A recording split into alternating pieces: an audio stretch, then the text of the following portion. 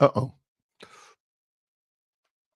Welcome in to another edition of... There we go. Welcome in on a Tuesday here with Longshore and McKnight. Glad you're with us here. And I guess I'm just a little rattled, Barry. I don't know. I hate to panic. It's not a manic Monday. It's certainly a Tuesday. But should we start panicking? I mean, the Braves lose again. They are 0-5 to start this year in Major League Baseball. And I'm just beside myself. See? What do you think? It was a glorious happenstance yesterday in Dodger Stadium. An eighth-inning home run, solo shot in the eighth inning by Michael Harris Jr., the Braves center fielder.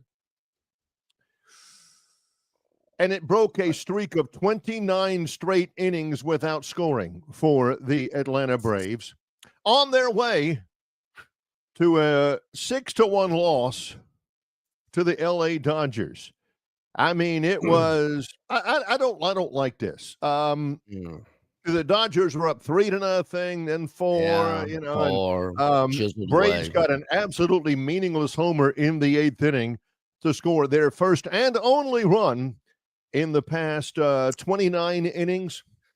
I don't love seeing it on the bottom of the screen. I don't love seeing it on the live stats where I watch the Braves when I can't, where I follow the Braves, where I can't watch or listen. And I don't know whether you like this or not in college football games, but don't give me the win percentage, okay? You know, when Troy is up over, I don't know, whomever, Georgia Southern, and you're calling the game and it says, win percentage 83.9. And I'm thinking, how do they even come up with that? What does that even mean? I'm following it yesterday, and the Braves were like, win percentage 6.1%. Win percentage 1.2%. I'm thinking, stop with that. It takes away from my enjoyment of the game. And believe me, the Braves have had a lot of single-digit win percentages over the first 5 games of the year. Well, I guess unless it's the grave digger play and Alabama's chances are 99.9% to lose the game and they somehow don't, I'm with you. I don't think those statistics and those numbers really are that important. I don't think it was important in that case either. It is April Fool's Day, and we're not fooling you. I mean, the Braves have yet to win again. We have started the show out talking about the Braves, which is very unusual, very unorthodox. It's Final Four week. Auburn's in the Final Four. Everybody's feeling great. I know we normally don't start out with the Braves. Maybe I've hit the panic button too soon. I also saw something. Who's that center fielder again? Jimmy Harris? Who? I never heard of that guy. Michael Harris. Yeah. Hey, even if you hadn't heard of him, Braves fans are glad they've got him. Otherwise, it would be, 31 straight innings. At least he got a hit. At least he scored a run. I don't care if he's Biff Pocoroba. Somebody cross home plate, for goodness sakes. And then I see that a Braves player gets a 80-game ban. Here's how it's gone so far. His name is Jurickson Profar. Jurickson Profar is the brand new left fielder. Signed him from the Padres. Been in the league about 9 years or so. Was an all-star once and everything. He was the guy that was going to come in and play left field with Harris in center and ultimately with Acuna in right and Well, yesterday he gets hit with an 80-game suspension. Whoa. 80 games. 80 games. Performance-enhancing drugs. And, he said he didn't know. He would never knowingly do it. And I probably believe him. But the key operative thing there is it don't matter whether he knew or not, or whether he willingly did or not. The funny thing. What did Lawrence Taylor say? I was set up like an MF. The funny thing is, and it is funny to me anyway, it's been such a horrendous start for the Braves.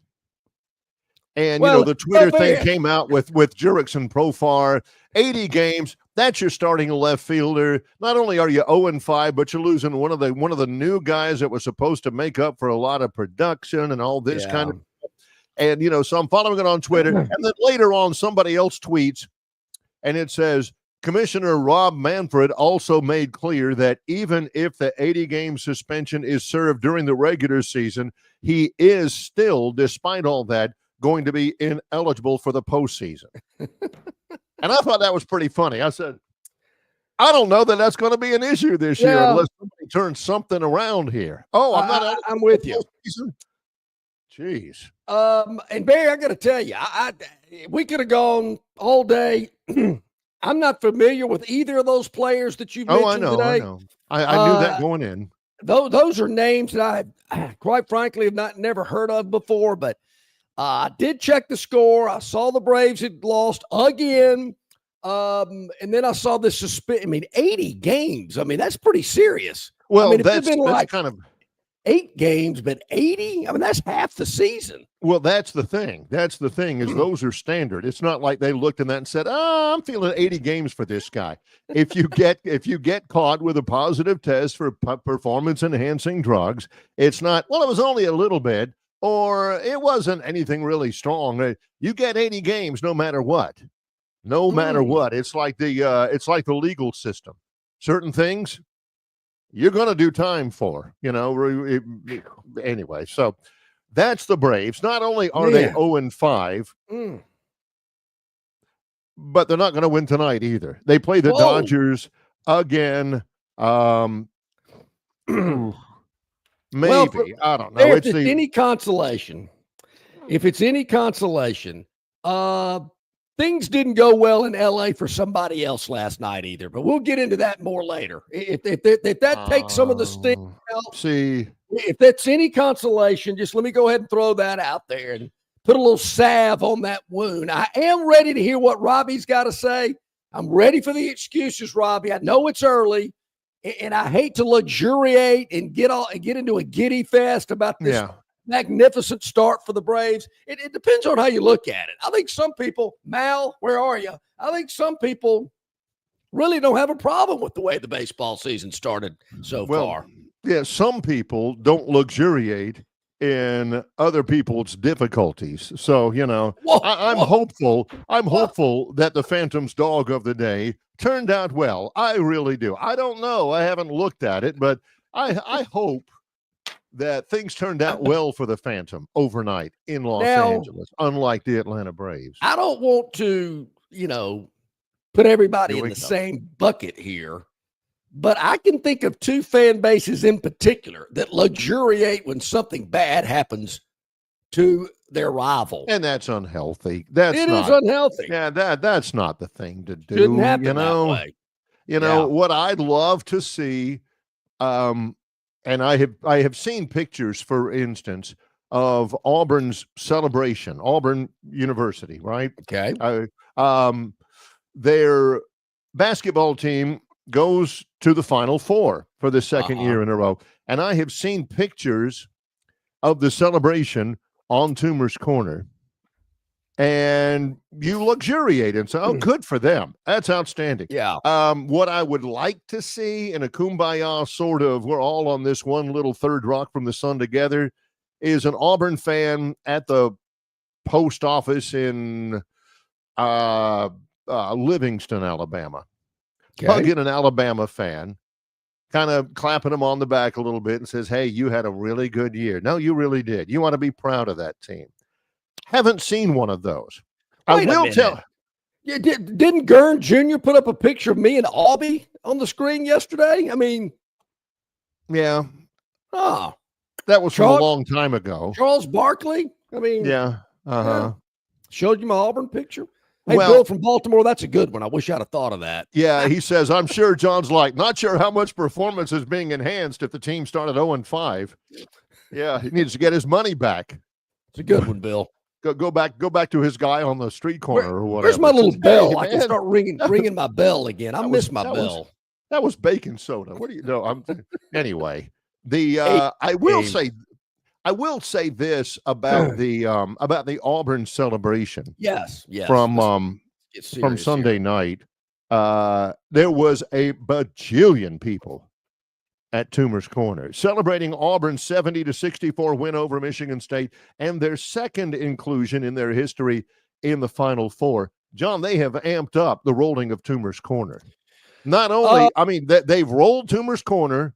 You couldn't see a leaf on those trees, but they rolled down College Street, over down Magnolia, down next to Biggin Hall, the trees over there. They rolled down College Street all the way to the Ralph Barron Drawn Library. I mean, every tree within like a 70 square yard area was totally covered.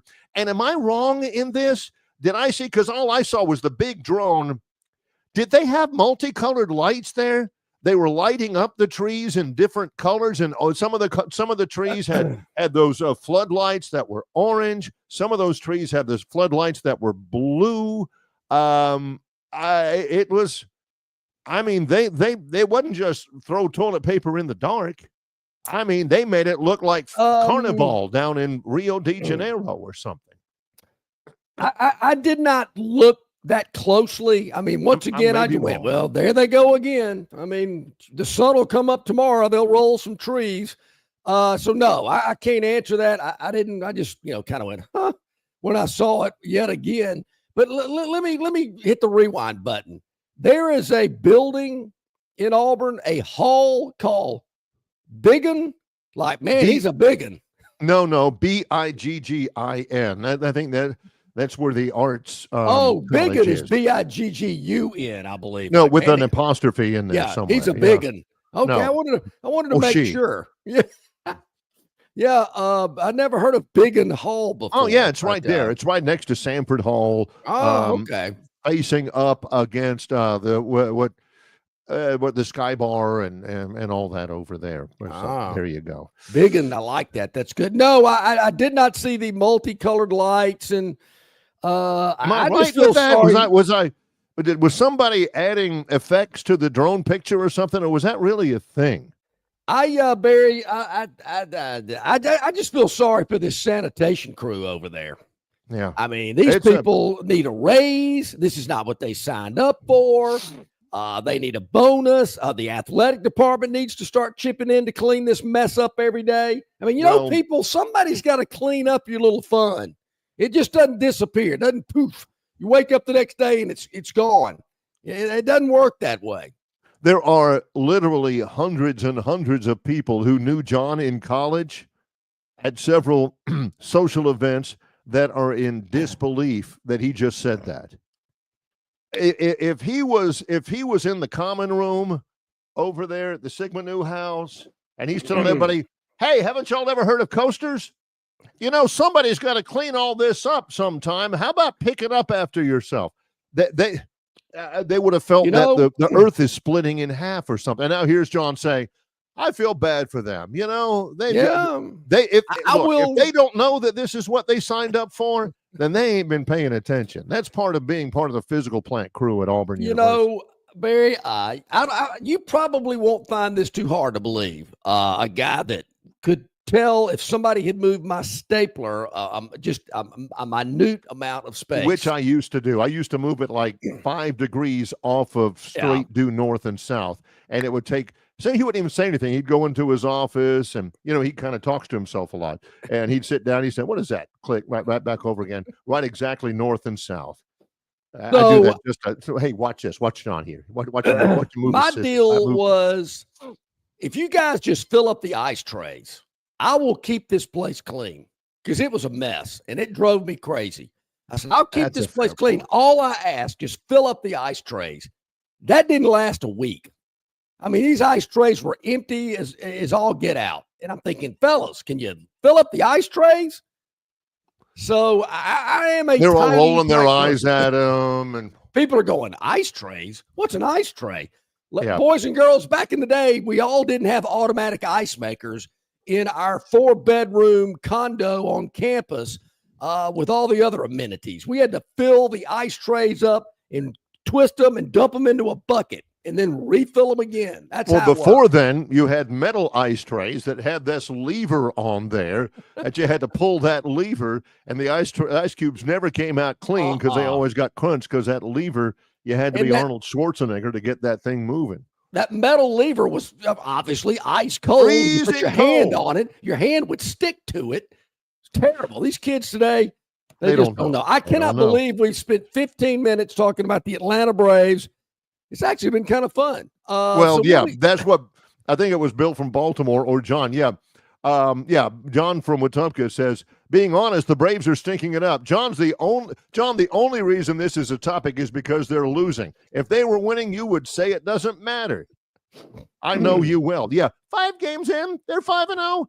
How long is the season, Barry? Yeah, you Braves fan, you can get all giddy and all that kind of. That is it. Now that they're 0-5, this is a period of time John has been waiting for years, and you don't think he's going to get as much as he can out of it? You ain't been paying attention. All right, folks, we got a lot going on today here on Longshore and McKnight. In about 30 minutes, Bryan Matthews, auburnsports.com. Looking forward to talking to Bryan as the Tigers get ready for their Final Four trip to San Antonio. Travis Reier on YouTube talking Tide at the top of the next hour. At the bottom of hour number 2, Barry, we have a very special guest.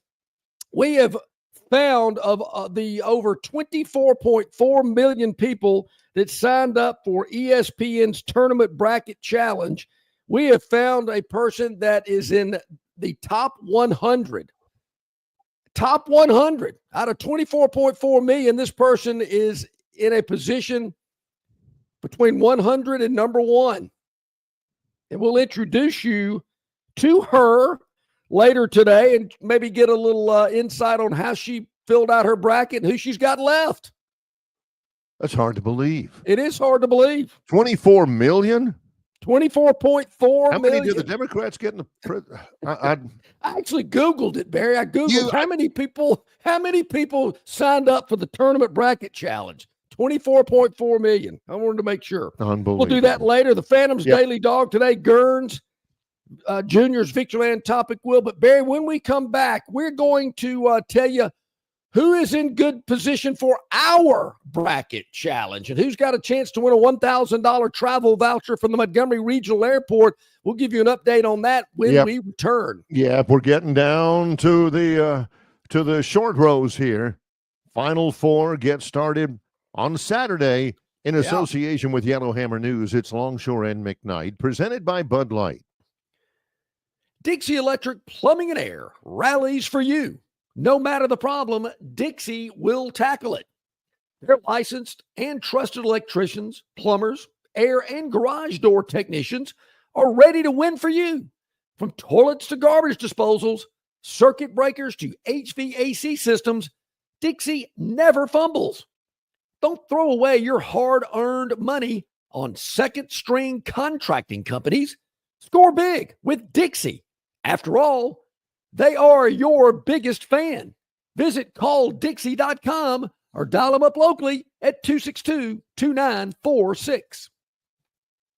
All right, man, grab a Budweiser and take a knee. It is the best time of the year. It's baseball season. That means sunshine. It means behind-the-back peanut tosses.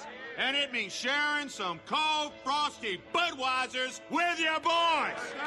Because there's nothing more American than watching America's game with America's beer. So let me ask you something. Are you ready to bring your A game? Are you ready to cheer every frozen rope down the line and amazing catch at the warning track? Are you ready for pitchers' duels and slugfests? Tell me, are you ready for the thrill of an incredible walk-off victory? I can't hear you. Are you ready for Budweiser and baseball? Then get on your feet, raise an ice-cold Bud, and let's make this season larger than life. Great times await. Grab some Buds. Enjoy responsibly. Budweiser Beer, Anheuser-Busch, St. Louis, Missouri. All right, man, grab a Book Budweiser tea and take time a knee. sooner. It is Save the on best time every of the- round. That's what you get with the 2025 RTJ Trail Card. Destination golf is closer than you might think. Buy a 2025 Trail Card and save every time you play. Plus, you will be automatically entered into the Trails loyalty program. Enjoy 10-day advanced reservation privileges at each location. 11-day advanced internet tee times on rtjgolf.com and the RTJ app. Enjoy the benefits of a 2025 Trail Card. It makes for a great stocking stuffer, and you save on every round you play in 2025 on the Robert Trent Jones Golf Trail.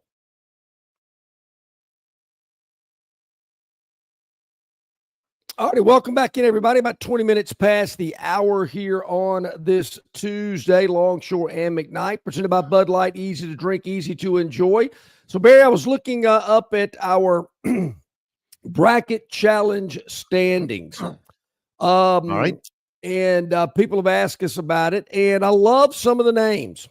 I love some of the handles, the nicknames that people use when they enter. Right now, in the number one position is someone that goes by lowercase CR24, lowercase AU. I don't know if lowercase or uppercase has anything to do with it, because I've seen some people are all uppercase, some are lower. It just really depends. But CR24AU is in the first position, Barry, with I'm looking at all the standings here. 161 points. CR24. Be interested to know what that. I guess that's his initials. Maybe he's 24 years old, or he graduated last year. 30-something years ago, what was former Auburn wide receiver Clifton Robinson's number? Was he 24? I don't think so. Thing I remember about Clifton Robinson was he was little. He also, one year when Cliff's basketball team, I think it was Cliff, was a little bit short, he and Kendall Mack played for the basketball team. Clifton Robinson, I think, had a couple of buckets in Auburn's 94-40 win over Alabama, spelling the end for David Hobbs back in Beery. Yeah. So CR24AU with a 1-point lead, Barry, at this point, I believe, if I'm looking at this correctly. Greg email or checks in on the text line. He says, I think I'm in second, Casino Greg. He is. I'm looking at you. Him. Yep. Well, good job, Casino Greg. I wonder who he picked to win the national championship. I have my suspicions. Well, if I'm reading this correctly. Yeah. Okay. Yeah. Because the champ is in brackets. So CR24AU, go figure, has Auburn winning it. Yeah. Casino Greg has Florida winning it. Greg. Casino Greg, I'll give you this, Greg. The guest that we're going to have at the bottom of the next hour, she also has Florida winning it. She has Houston and Florida in her final, where CR24AU has Auburn and Duke in the final. Woodley is in the third position. I believe I know who Woodley is. I think I know who several people are. 65 SRA, don't know that one. I do know who number 8 is. Margaret. I know Margaret. Yep. Margaret. Yes. Tin Cup. I know who Tin Cup is in the 11th position. Hey, Margaret's here's one, an Barry. underrated name. It is. You're right. For a girl. Here's somebody with a Troy affiliation in the 12th spot. I'm not sure who that might be, but we've got a lot of folks. There's about 4 full pages. Hey, there's LSU Mark. Hey, Mark Cumbie, our guy. Man, wait a minute. Range Pro, you should be higher than this. Whoa, wait a minute. Wow. You know, I probably should go look at some of the other pages, Barry, but I feel like our winner's going to come from the first page. I don't think there's any doubt about it. I think I'm on the last page on that one. Why is it really Duke and Houston and Florida and Auburn? Is it coaching? Somebody pointed out yesterday on social media that Kelvin Sampson, the head coach at Houston, is the only head coach in the Final Four who's not Jewish. Okay, fine. I didn't know that. So Mensch madness, I guess, as much as anything. Here's why these 4 teams are in the Final Four. According to the NBA Draft Big Board, John, Yeah. From the top 60 prospects in this upcoming NBA draft class, out of the top 60 prospects in this year's potential NBA draft class, the top 60 on the Yahoo Sports NBA draft big board, 6 play for Duke University. Wow. Cooper Flagg, number 1. Kaman Malawak, number 5. Con Knippel, number 7. Proctor, Evans, Sion James. Auburn has 2. One of them is Tahad Pettiford, the freshman, who's predicted to be 14th. And Janai Broom, predicted to be the 52nd pick in the draft. Houston has 2. Florida has 1. This goes back to your point yesterday, John. If you're going to be in this thing, if you're going to win this thing, you better have some NBA players on your roster. I think you quoted John Calipari for that. Yep. I remember him saying that years ago. I'm just curious, Barry. How many Alabama players were on that list? Did it go that deep? Let me see. I'm going to have to look that one up, but because they're not in the Final Four, they just listed. Yeah, because personally, I just don't see Mark Sears as a night in and night out NBA player. Maybe I see him playing in Europe. Maybe Phylon, something like that. Yeah, I mean, they're talking about the freshmen moving on. I was looking at a piece, Alabama picked up a big transfer yesterday. We'll talk to Travis about that later. Yeah. But I was looking at some projections of how the team might look next year, and the freshmen, it pretty much common knowledge is he's moving on. That Phylon is going to the NBA. So, and they'll hit the transfer portal hard, and the fans will obsess over that and thinking North Dakota State, or this guy's from Ohio, not Ohio State, but from Ohio. And where's that guy from? And they're going to be fine. Look, I'll say this about Alabama: they're gonna be back in the Final Four. They're, within the next 3 years, they'll be back. So, I mean, he's much too good not there to again, if they're going to be back, they got to get some NBA talent. Now, Fallon's a great player. He's fun to watch, but Barry's this guy going to be playing night in and night out next year? I mean, I don't get the sense. I mean, I don't, there again, he might, blossom and bloom and be fantastic. But I mean, he's a good player.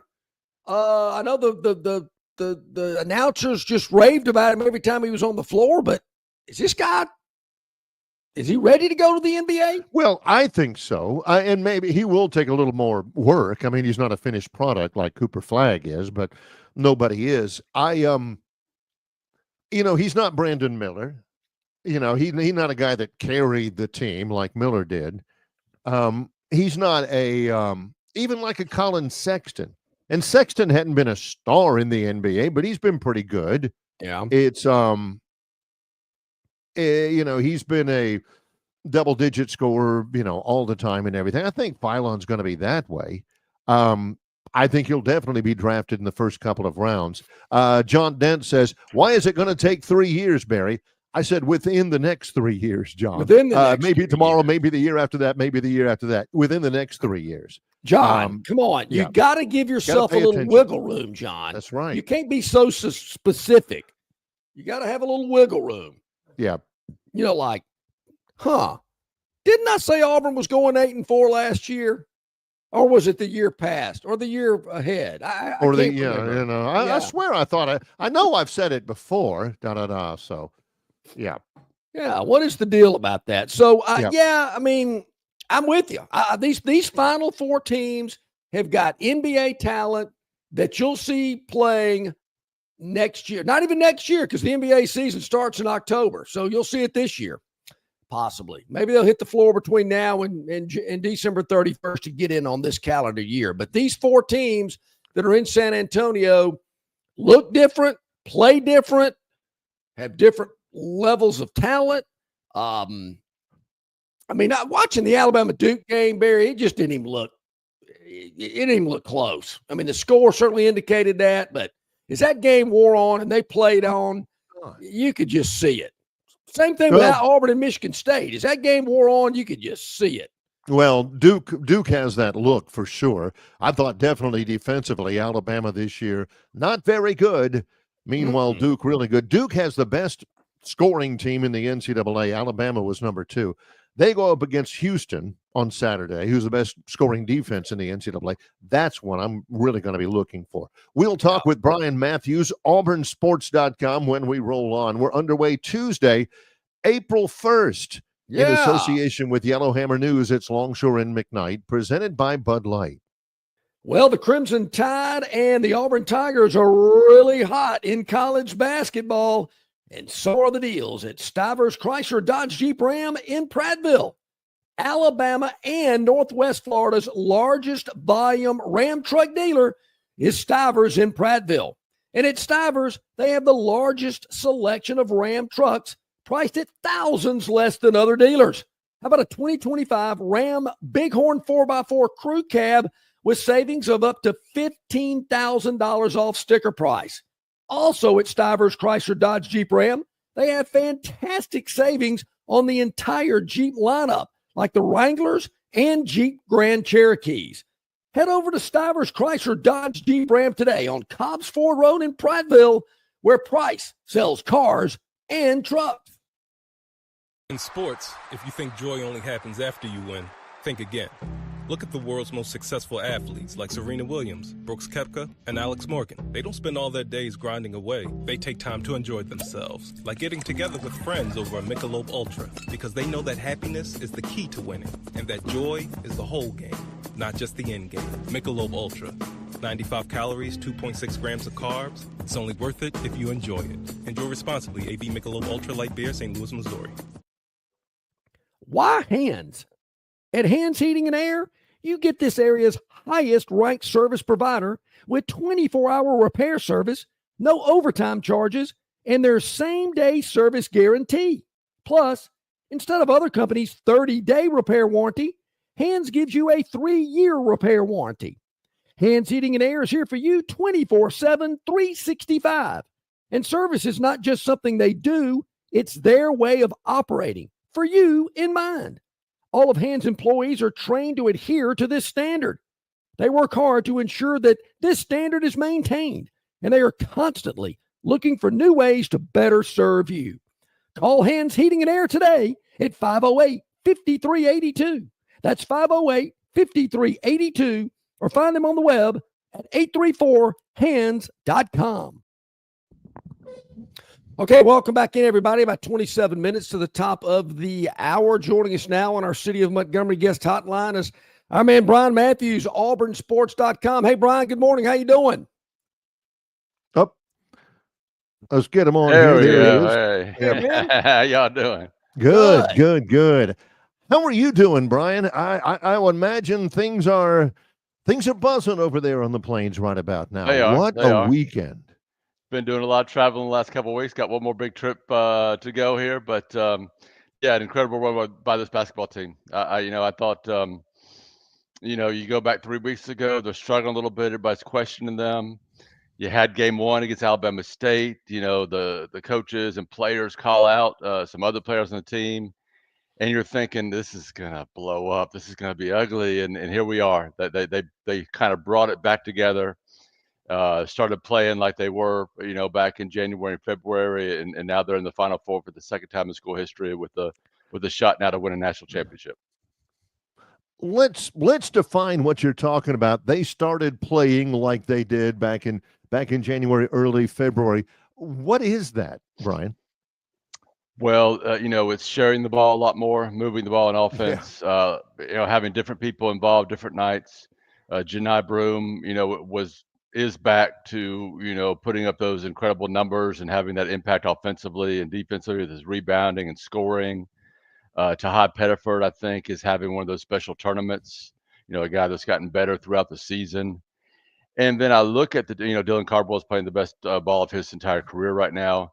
And then you've got some guys like Miles Kelly who played great in the opening weekend, not as great shooting wise, in Atlanta, but he goes out there and gets, I think, 7, 8 rebounds against Michigan State, had some assists, played great defense. Chad Baker-Mazar is not playing his best basketball at the moment, but you feel like those guys could step up and have a big impact, this upcoming weekend. So Yeah. it's just back to the team that finds ways to win and different guys step up when they need to. I think that's a great point there, Brian. I mean, kind of Janai Broome is the face of the program. That's who you see on the screen all the time. And the games being broadcast, they've always got a little feature on him or showing him. But it's these other players, these role players. You just listed a whole bunch of them that have really been contributors, have really made their mark and helped this team get to where they are right here. They're just so deep. And I've said it all season long. When somebody comes off the bench, I don't see Auburn dropping in talent. I don't see anything missing when a starter goes to the bench for a minute and one of these guys off the bench comes in. Yeah, Channing Johnson's a great example of that. He was the guy that, during Auburn's, last couple of weeks of the season there, he struggled a little bit and he's come on. And I thought he was really important when Janai went down for those 5 minutes of game time. He came in there, made a couple key buckets, was real physical in there, just really stepped up when Auburn needed him most. So you're right. They're getting those contributions from different areas when they need them most. That's what made this team so special throughout the season. I think everybody's excited to see him playing this way going into this final weekend, right?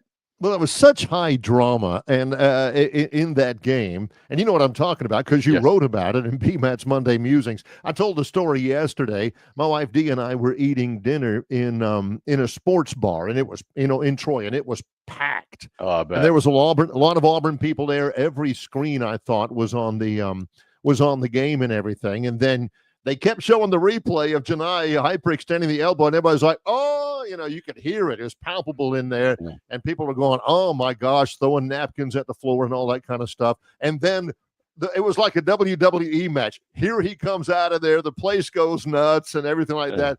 And then he gets the rebound and hits the three, and it was high drama. That's a movie script, Brian. And the roar from that crowd, which was legitimately 90-10 Auburn, was incredible. You could just feel the hair on your neck kind of stand up when that happened. It was just, just a lot of emotion, just a lot of, wow, I can't believe we're witnessing something like this. And that rebound, one-handed rebound, by the way.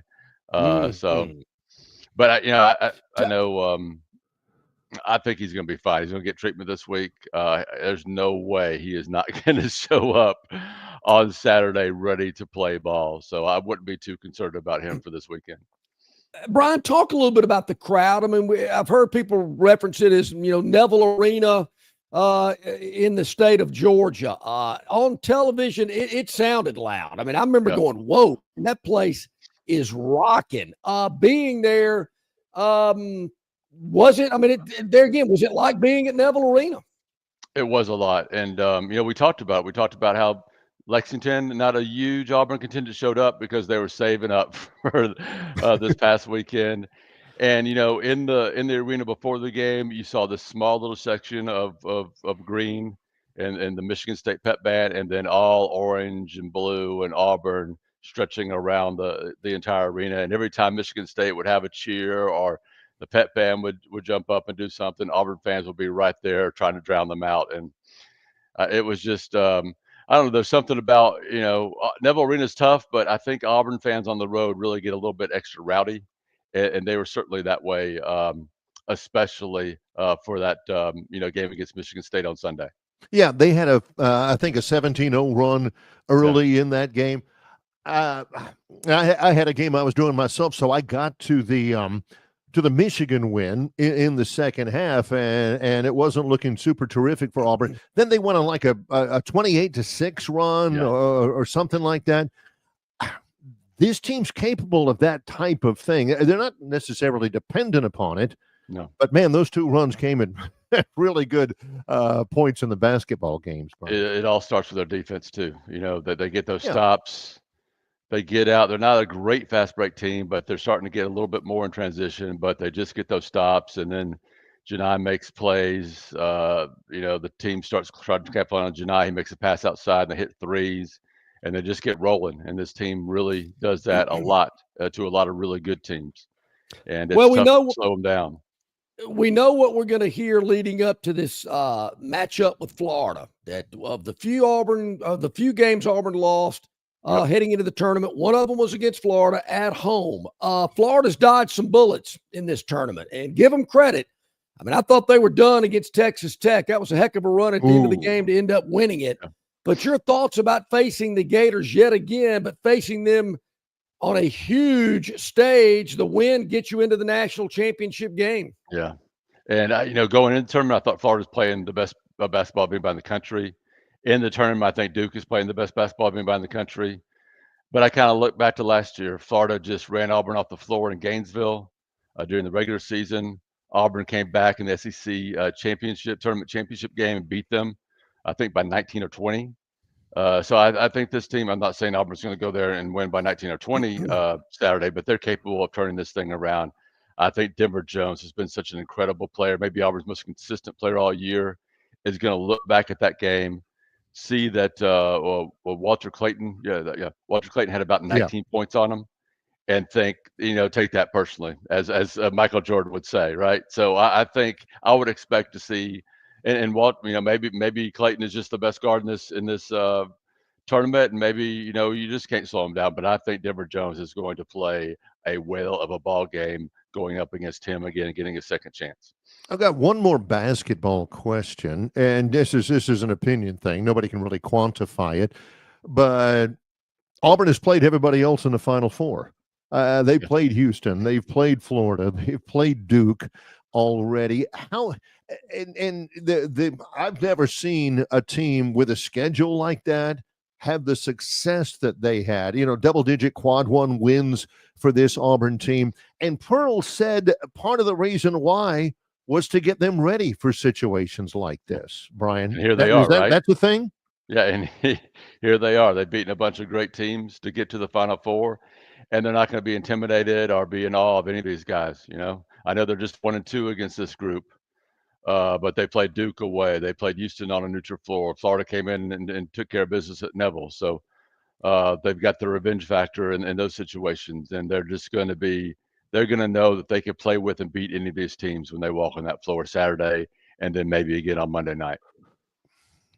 All right. I've got a couple of other questions, if you can humor me, because I was talking to some Auburn people the other day, and with spring practice going on for Hugh Freeze and the football team, John and I have made the point before, man, spring practice is quiet everywhere, but he's all involved in basketball. That's a weird thing.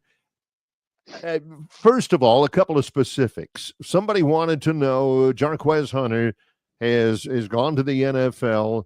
Yep. Is it just going to be Damari Alston? I mean, who else is likely if they're going to run a 2 or 3 running back rotation? Yeah, I think that's the big competition right now. I think Damari is the guy, to beat, the guy to watch going in. But they brought in the UConn transfer, Darrell Robinson. You got a couple other guys back. One of the guys was asking me specifically, because he's in Montgomery, a Montgomery guy. He's asking me about Jeremiah Cobb. Yeah, who is a very explosive running back, a home run hitter type. I just think he hasn't got really a whole lot of opportunities behind 2 guys the last 2 years. So I think this is a chance for him to go out there and grab it, right? So I think this is a legit competition. I don't think they're going to hand anything to Damari. And I think Jeremiah has a chance to win a job and see what he can do over this spring and then going into preseason practice. Do they redshirt Alvin Henderson? I think that's real possible. They've got another running back also from Auburn High School coming in May. Lamson. Yeah. So they're going to be 5 deep there with scholarship guys. I think they have to play 3 for sure. And then we'll just see what happens over the course of the season. If there's an injury or something happens, or maybe Alvin Henderson is so good he's got to play. But if he's the 4th team guy, and everybody stays relatively healthy, there's a pretty good chance he could redshirt or play in just 2, 3, 4 games and still redshirt. So, and there again, as Barry mentioned, we've been so focused on basketball. I mean, all around the state. I think we mentioned last week when we were on with you, Alabama started spring practice, and I didn't know it till lunch that day. Yeah. So we were talking about basketball. But certainly, the fall's not too far away. Has Auburn made a decision about how they're going to do their spring game? I know that's been the big thing around the country, more like a souped-up practice. Has there been an official statement about how that will play out? There is, and I'm not calling it the A-Day practice and autograph session. Not a game anymore. It's going to be an hour. I think before that, they're having like a alumni 7-on-7, flag football type thing and some other stuff. But yeah, it's just going to be a really skeleton type practice, and then bring everybody down the field that wants to come for autographs. Thankfully, they're not charging people admission to this thing, and I think it may just be the last of it, right? I just don't think this is really something that anybody's going to be that interested in seeing or participating, and we'll see. Maybe the autograph session brings a bunch of people there. See, that's my marketing thing, because I know Andy and the radio crew, they're going to be broadcasting the actual A-Day practice and autograph session and all that. If I'm him, I'm instead of that, I'm trading that out. I'm doing the alumni game. Yeah, Can you see it? Tim Cook drops back, looks left, finds Jimmy Rain over the middle. That's a touch, something I like to see that. Yeah, but have a lot of extra trainers out there for that one. Yeah, I would love to see that. All right, so let me ask you this, Bryan. In the movie Back to the Future, when Marty McFly gets up on the stage and he starts playing the guitar, is that when Chuck Berry was really hit the scene, or was it prior to that? That was his brother Marvin. Yeah. Marvin, yeah. 67 years ago, he released Johnny Be Good, which is now a foundational rock song, one of those that's done by every artist. And the guitar riff is used or talked about in musical history, I guess. So the interesting thing about that song, Johnny Be Good, is named after his piano player, Johnny Johnson, and the street he grew up on in St. Louis, Good Avenue. And it's kind of autobiographical, except he had to change one lyric. It was referring to Johnny as a colored boy. He changed that to country boy. So otherwise, it played on the radio back then. Yeah, so, okay. Well, you mentioned that, and I never thought about it before, because I could name lots of old rock songs like Shining Star, like Shooting Star, or that Joe Walsh tune, Life's Been Good to Me So Far, about what it's like, the lifestyle, Boston with rock and roll band, what it's like to be. That was the first rock and roll song about being a rock and roll singer. That's right. And another thing I thought that was cool, one of 27 songs that were put on the golden record and launched into space on the Voyager spacecraft, still out there, still going strong. So that's pretty cool. And he had a bunch of other foundational type songs that everybody knows. Rock and roll music, Roll Over Beethoven, Run Rudolph Run. I'm partial to My Ding-a-Ling, Yeah. That one, I didn't remember that song, and then I went and listened to it and put it on in the story. That was I can't believe that was a #1 song. Yeah, boy, what was going on back in 1972? Woo! Come on, man, no doubt. And obviously, he was a little ahead of his time, because when Marty went into that guitar riff, the crowd just went silent. Yeah. What is he doing up there on stage? Yeah. Your kids are going to love it. Yeah. That's on the You're too darn musical loud. Journey. Yeah. That was Huey Lewis. Yeah. That was all brought to you by Uncle Keith's Red Sauce, BMAT's Monday Musings, all this stuff at auburnsports.com. And again, you've maybe Uncle Keith's Red Sauce was before its time, because you've been on it since the start. Oh, it's delicious. I was a customer before it became a sponsor. Freshly made, homegrown. It's a in-state business that you can support statewide. Publix, Renfro's, Piggly Wiggly. You can order it. Use BMAT15, get 15% off. You will absolutely love it. Such a fresh tasting, delicious salsa. It will change your view of salsas forever. Hey, Bryan, thank you as always. We appreciate your time each and every week. Great content. It's going to be a big week. Look forward to talking to you next Tuesday.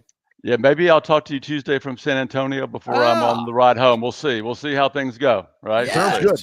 Awesome. Appreciate you very much. Y'all take care. Appreciate you guys. You too, buddy. On our City of Montgomery guest hotline, Bryan Matthews, auburnsports.com. Yeah, that'd be pretty cool, Barry, if we talk to Bryan from San Antonio next Tuesday. That'd be awesome. Yeah. It is about 11 minutes until the hour. Coming up in just a few moments, Travis Reier on YouTube as well. A lot of other stuff as well. Somebody who's in the top 100 out of 24 million. How about that? in the ESPN bracket contest. That's going to be a visit coming up soon. We have found that person out of 24.4 million. We have found one in our area who is in the top 100. Unbelievable. Barry, when we get back, am I reading this wrong? Alabama Athletic Director Greg Burns says Alabama is not flush financially as other top schools. Whoa, Greggy. Whoa, I don't know if I'd admitted that.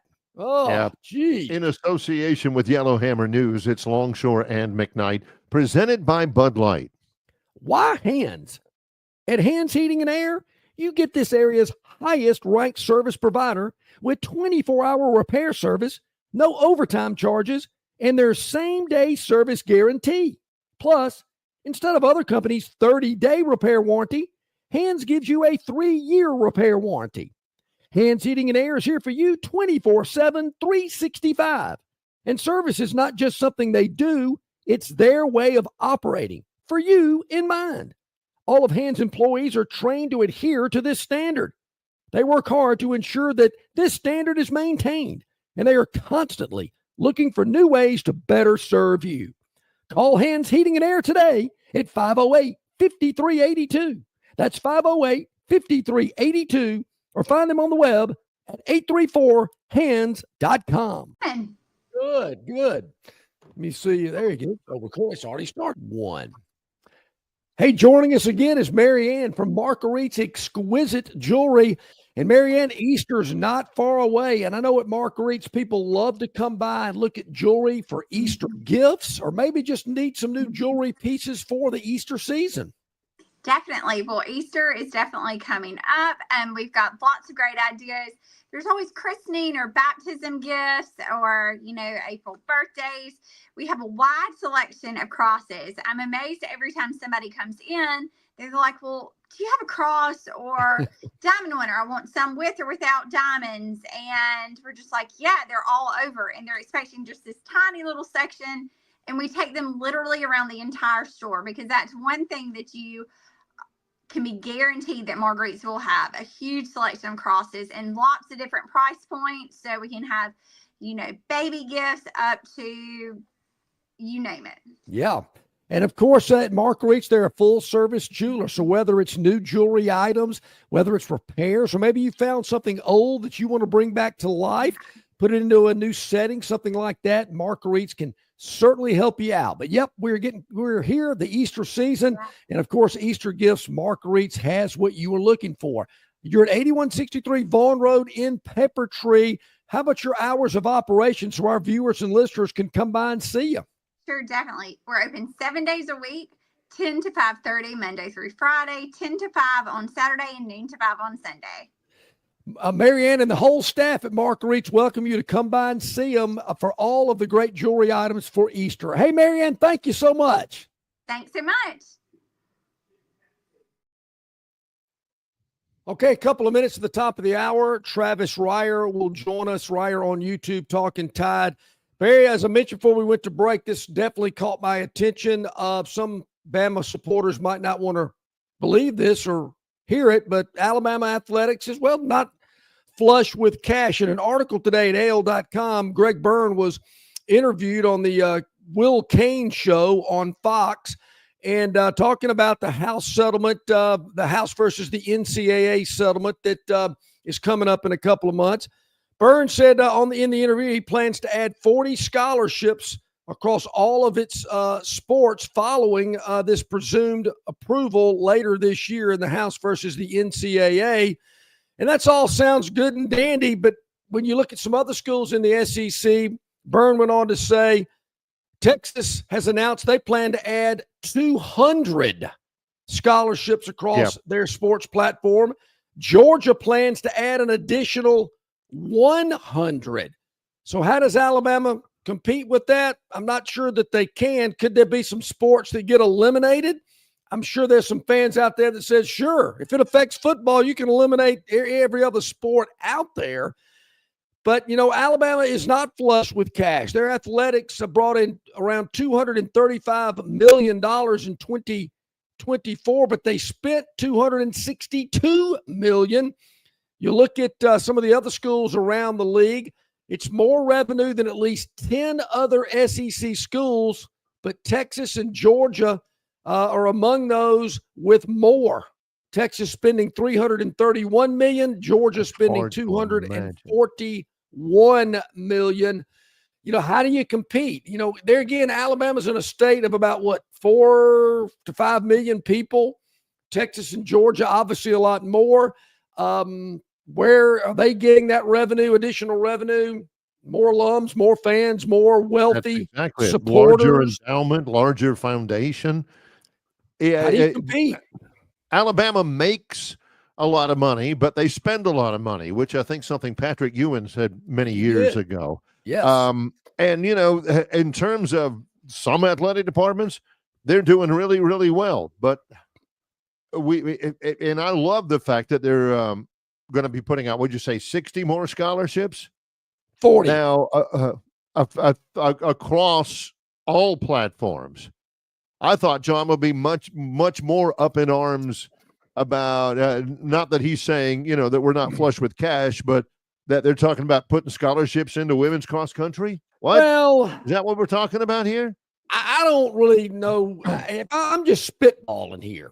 But I get the feeling that Greg just kind of said that to kind of keep everybody happy for now. He don't really mean it. Yeah, not to cause a lot of ripples. You know, let's don't get everybody all hot and bothered. But nothing wrong with basically what's going to happen, as he noted in this piece, other schools have eliminated programs. Some schools have even dropped down into lower classifications. I don't think that's going to happen.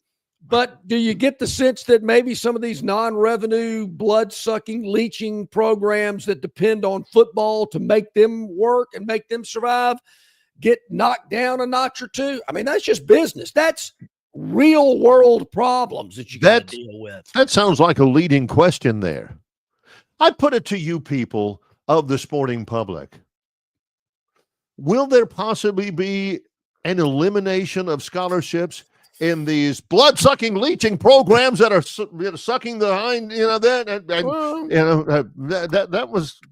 was well done. Be John. that hard, you know. Now, I don't think people ought to believe, Barry, that some people. I think most of them understand it, but you know, this flush with cash, it just isn't this House versus the NCAA deal. It's NIL. I promise you, Alabama is doing every scraping, scratching, and clawing to get every dime they can into NIL. Auburn, other programs that are similar in size and similar demographics and geographic locations, it isn't easy. And I can tell you from people I've spoken to that are affiliated with NIL and Yay, Alabama, it is a struggle every day. Well, and people just start opening up their checkbook and go, how much you need? Well, especially to the degree that they need them to. In relation to other schools, Alabama's getting this seven footer from Bucknell. Is he coming? Why is he leaving Bucknell? Why do you think? Because he can make more money in Division I, right? I mean, not in Division I, but in the Power Four. Why do you think he's coming to Alabama?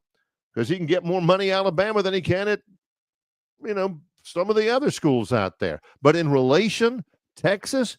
Have any of you been to Texas before? Have you spent any time around those people?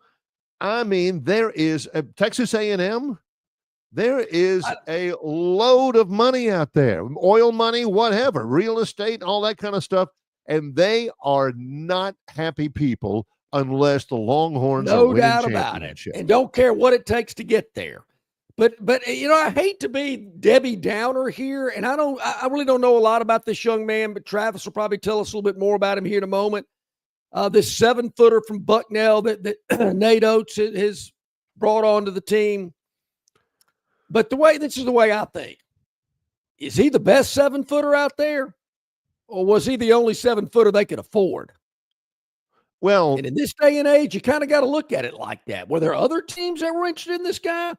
Or was this the only one Alabama could afford? Or again, you know, like we were talking about with football a year or two ago, if we get the best 7-footer out there, is that going to cost us the 6'7" shooting guard we want? Man, if we get that 6'7" shooting guard, we'll have a little bit more money where we can maybe get another kid from Ohio or another kid from North Dakota State that we think can develop. You're comparison shopping out there because somebody like, well, Texas and Duke is an example. They've got a huge endowment. North Carolina, some of those schools, they can get top of the line right across the board.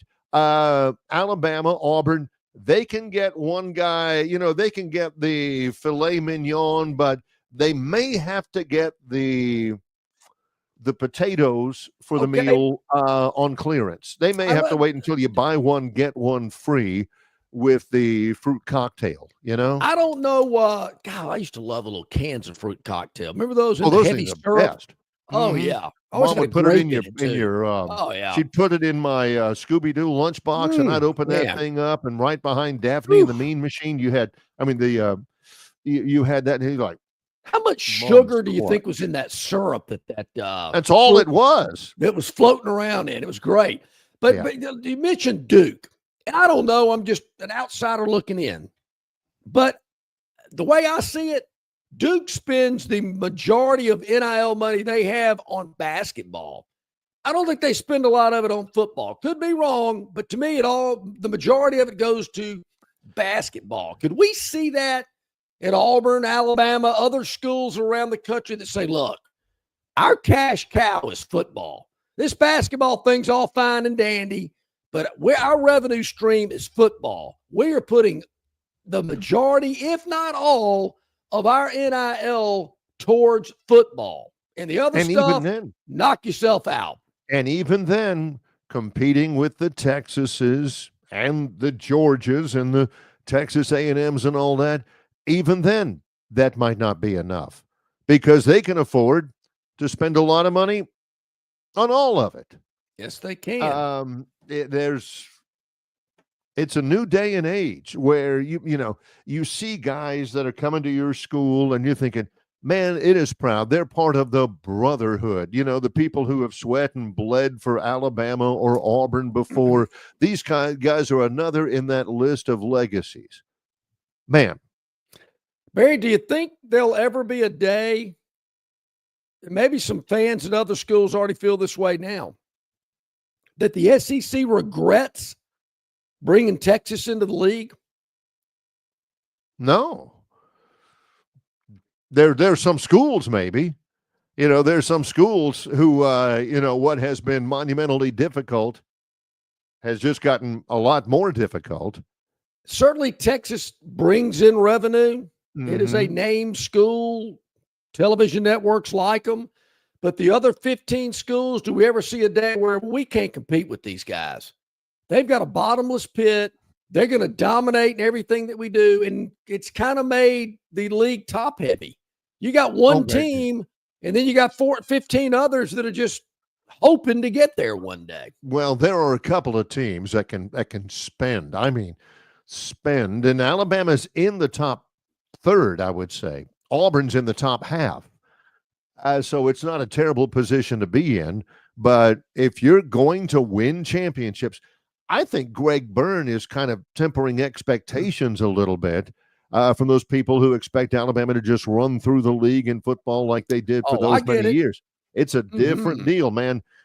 We are not going to get, the results that we had in the past unless you guys pony up a lot more money. That's what it's going to take. That's what it's going to take. Not your love for the university or, the seats that you buy or the number of quarterback clubs that you go to and all that. It's straight cash, homie. That's what it's going to take. Yeah, it is. Plain and simple. Hey, joining us now, as he does each and every Tuesday, Travis Reier. Reier on YouTube, Talking Tide with Travis, joining us on our City of Montgomery guest hotline. Hey, Travis, good morning. How are you? I'm great. How are you guys? We're doing really, really well. Just trying to put a bow, the moral of the story, the coda upon the end of the Alabama basketball season. They lose by 20 to Duke.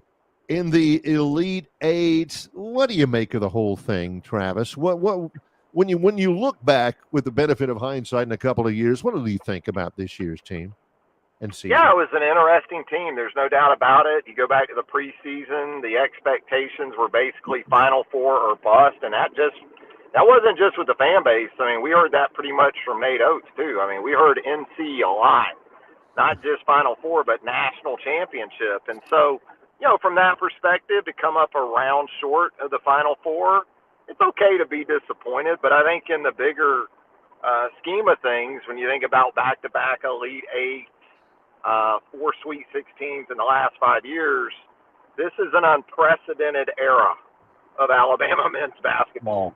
So again, I think it's reasonable to be disappointed. I think Duke's a very good team. Duke is certainly more than Cooper Flagg, although he is great. And matchups matter.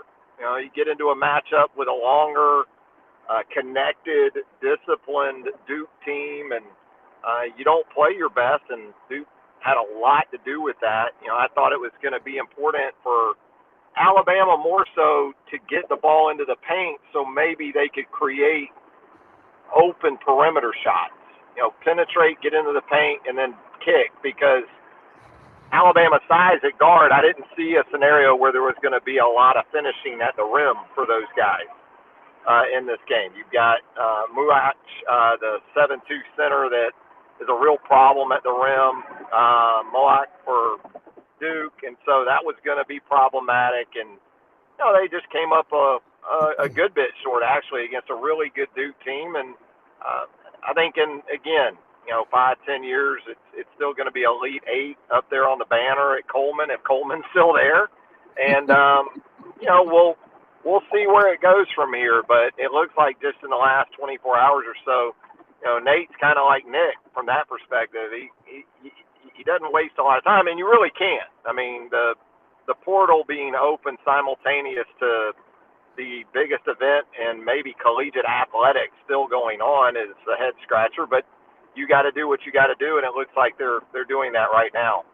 Yeah, I wanted to get you to touch on that in just a minute, but I wanted to ask you about this. I mentioned this yesterday, Travis. I believe it was John Calipari years ago made the statement, if you're going to win the national championship in collegiate basketball, you better have a couple of NBA players on your team. I see that with the 4 teams that are left. I see guys that I believe we're going to see playing in the NBA soon. I don't see that on Alabama's roster. Your thoughts? Yeah, I think there are NBA players or NBA talent, but a lot of those guys are the younger guys, LeBaron Philon. Right. I think Darian Reed has NBA potential. We just didn't see enough of it this year. So it doesn't have to just be your second and third year guys. These days, a lot of times it's going to be those first year guys. And I think LeBaron is certainly a guy that you look at and say NBA, but even he, as a younger player, had his struggles at times. Not as much against Duke as, say, Mark Sears and some of the older guys. Right. But you have to get optimum performance from your NBA talented guys. I wouldn't disagree with that. Mark is a great college player, an all-time player at the University of Alabama. Is he a true NBA player?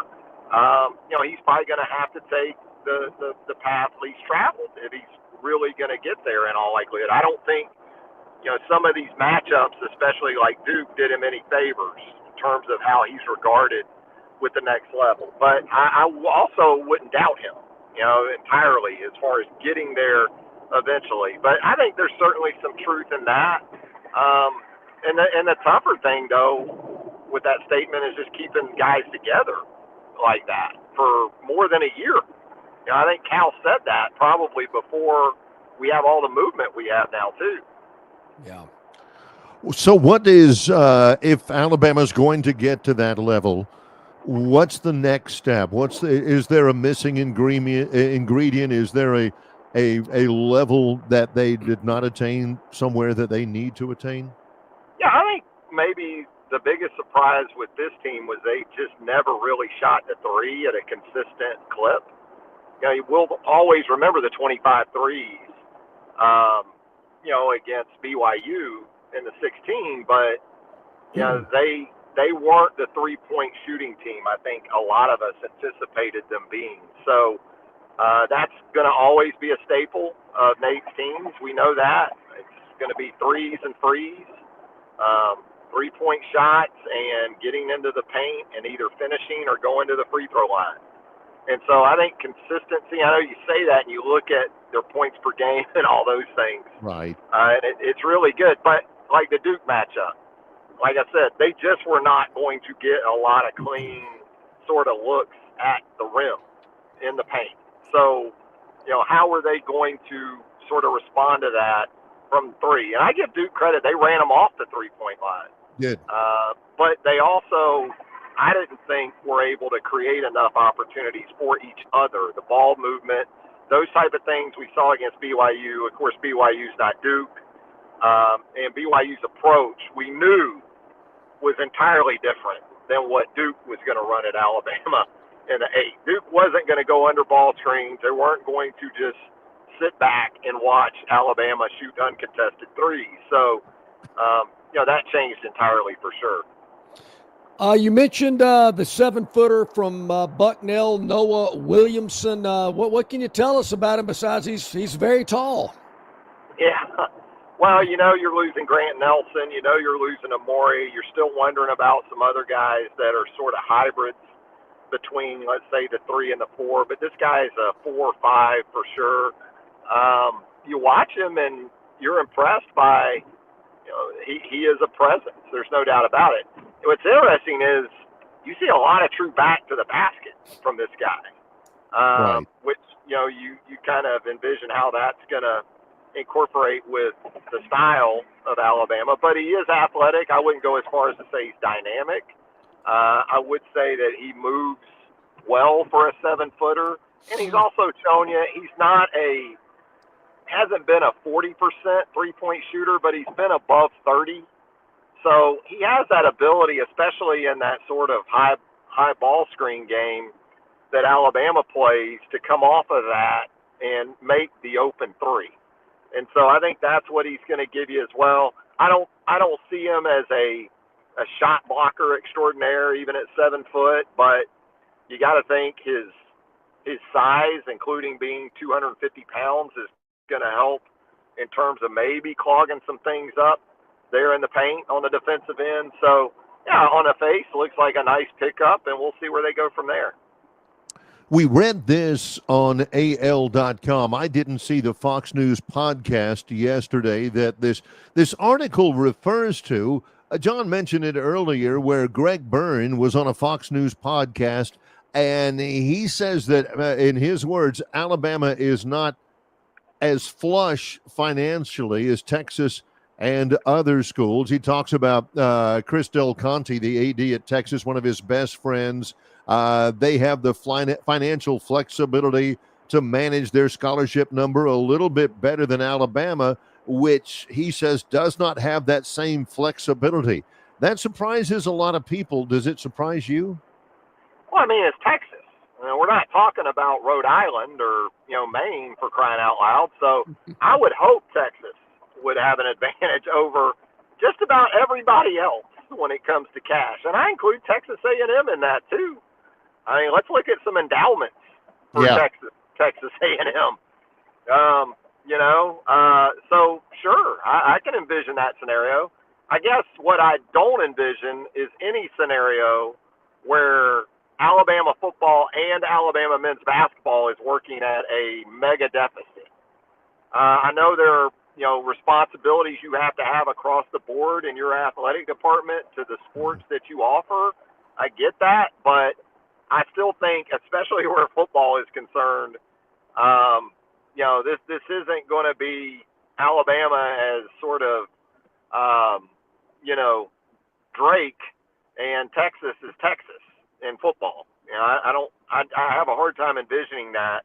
I do think the bigger concern is athletic department wide, how you're able to operate from that perspective and, make it work.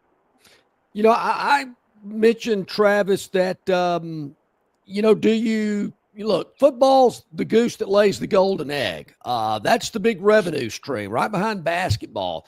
But if you're fighting against a Texas or Georgia, who was mentioned in this article as well, with more money to spend and adding more scholarships when this House versus the NCAA thing finally gets settled, I mean, do you envision Alabama saying, okay, we're pushing all our chips in on football, and the other sports, you just deal with it, you do the best you can, but we've got to make sure our revenue producer is getting everything that they need? Yeah, and I think in some ways that's already been the case, right? Just in terms of how teams travel, maybe. I mean, let's be honest. Alabama football or Alabama men's hoops, there's not going to be many bus trips and, those type of things. Not to say that the commitment to other sports, the reinvestment, the student athletes and the other sports hasn't been at a really high level, really, where any SEC type of athletic department is concerned. But yeah, I mean, it's probably going to be more along those lines. I guess my thing is, great, you're going to create more football scholarships, so you're going to have like 120 on football, but you're not going to change the transfer portal movement. Yeah. So yeah. Who the hell cares if you got 120 on scholarship if they can leave at any minute and go anywhere they want? What does extra numbers really mean? Yeah. If I'm the 120th scholarship player, am I going to hang around when I can go somewhere else? I mean, if anything, it just pretends to maybe create even more movement if we got more people on scholarship who aren't happy. And I know some coaches have thrown out the idea, look, if we're going to commit to you, hundreds of thousands of dollars, millions in some cases, you got to commit to us. You can't be leaving after 6 months, 12 months. You got to give us an 18-month commitment. Do you envision that happening? Oh, I'm sure the schools would love for it to happen. And we'll see, where this goes. But yeah, there's still, it's crazy because we've already been in this deal for a couple of years and it still feels like it's endless in terms of the different avenues, how different things come off of aspects as byproducts now that we got to go down this road. It's not an interstate system sort of approach from Atlanta to say Birmingham or something like that. It's, you're going to take 82 a little bit and you're going to hit 231. It's like trying to go from Marietta to Tuscaloosa right now. Oh, yeah. Oh, what a drive. I can't imagine. There's got to be, some sort of a national approach to all of that. Travis Reier is with us. Reier on YouTube. Always some great content. How do people get it all, Travis? Oh, hang on. One more from John. One more from John. I did want to ask you one other thing before we let you go, Travis. Since we spoke with you last week, the Tide scrimmaged last Thursday. What'd you pick up on the first scrimmage of 2025?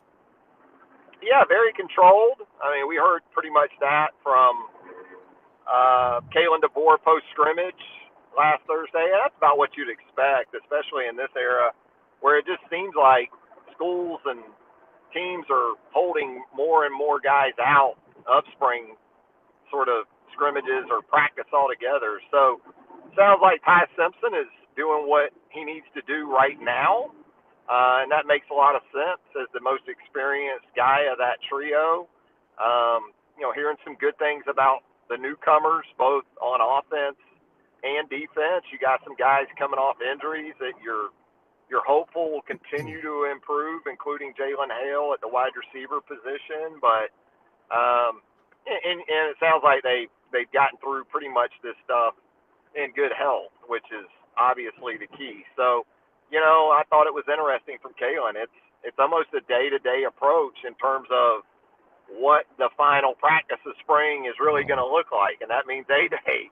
What type of format? It's still up in the air because you got to get through each of these practices in good shape in terms of your numbers to kind of even have an idea what you might be able to put out there for that 15th practice. As always, great content, great analysis, and insight from Travis Reier. Travis, you're on a lot of platforms. You got a lot going on. Let our viewers and our listeners know how they can find you. Yeah, you can find me on Twitter, X, at Travis Reier, TravisReier. Also on YouTube at Reier on YouTube. That's the YouTube channel. And I'll be checking in with Chase Goodbread, Tuscaloosa News. We'll be talking some Alabama hoops and some football and then some SEC with Brent Beard and a lot of stuff there on Reier on YouTube.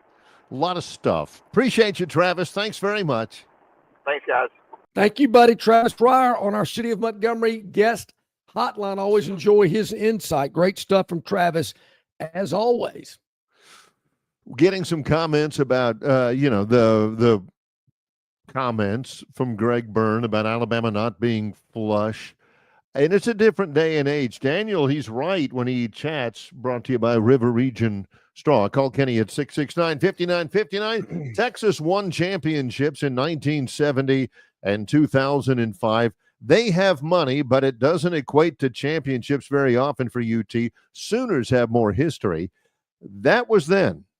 Yep. And you're not wrong. What you're saying is correct. This is now. Now, back then, Texas had a ton of money.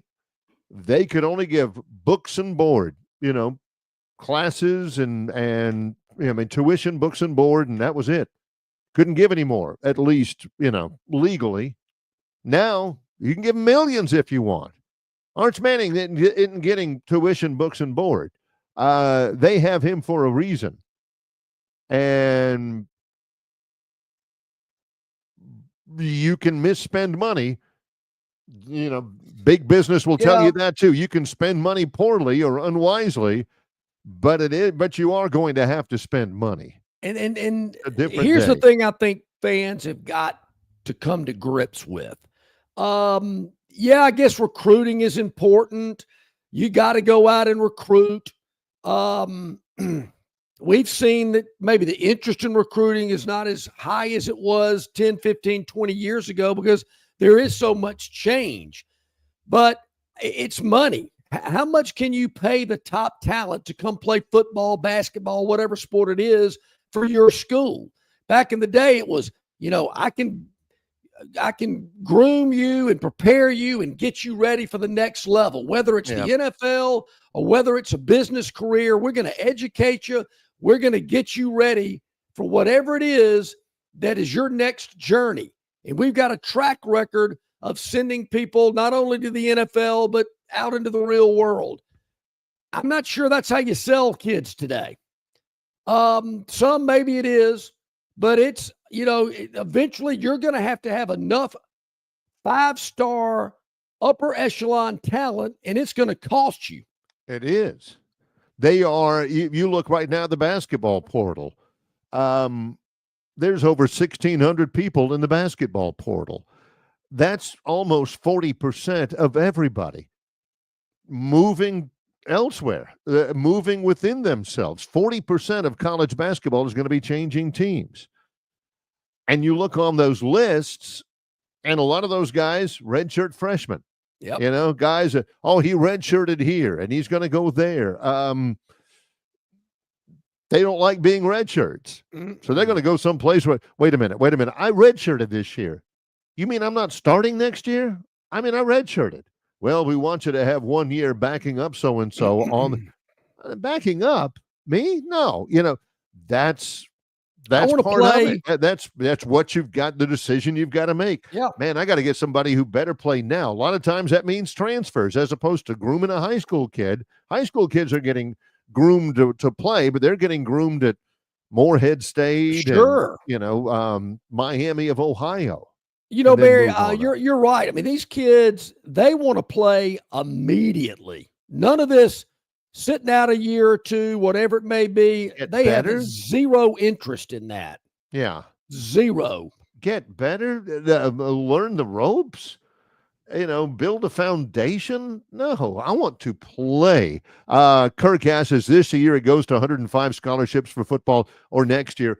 All of that is dependent upon this summer. John and I think John said I had it, John, as like June or July, late June, early July, something like that, is when the House deal is expected to be ratified or not. So, I mean, it depends upon this summer. If it is this summer, it won't be this coming year. It'll be the year after that. But again, there's a lot that has to happen between now and then for that to take place. Let's take a break. Let's do it. Lots more coming up. He is John Longshore. I'm Barry McKnight. In association with Yellowhammer News, it's Longshore and McKnight, presented by Bud Light. All guests of Longshore McKnight appear on the City of Montgomery guest hotline.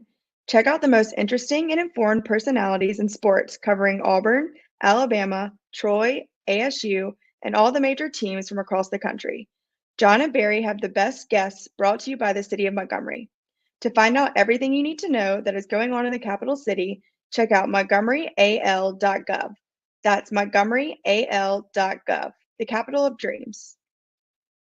Hey, this is Barry McKnight from Longshore and McKnight, telling you about our friends at River Region Straw. You're not buying sticks or stems and pine cones. You're buying premium long needle pine straw from River Region Straw. Kenny and his staff have access to the best pine straw in the River Region, full of color, that'll last all season long. They've got locations in Montgomery, Prattville, and Auburn, and no order is too big or too small. From a few bales to an 18-wheeler trailer load, River Region Straw also has seasoned firewood for the cold days and nights ahead. Pickup is available, and your order can be delivered if you like. They can even spread your pine straw if that's what you want to have happen, for sure. Call or text Kenny today, 669-5959. That's 669-5959 for all of your pine straw and firewood needs at River Region Straw.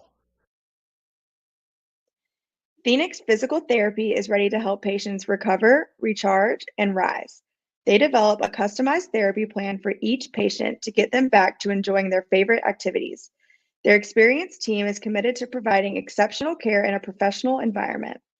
Whether you're looking to prevent or treat an injury, recover from a recent illness, or recuperate from surgery, schedule an appointment with our clinic and take advantage of our physical therapy, athletic training, workers' comp, and employer solutions service.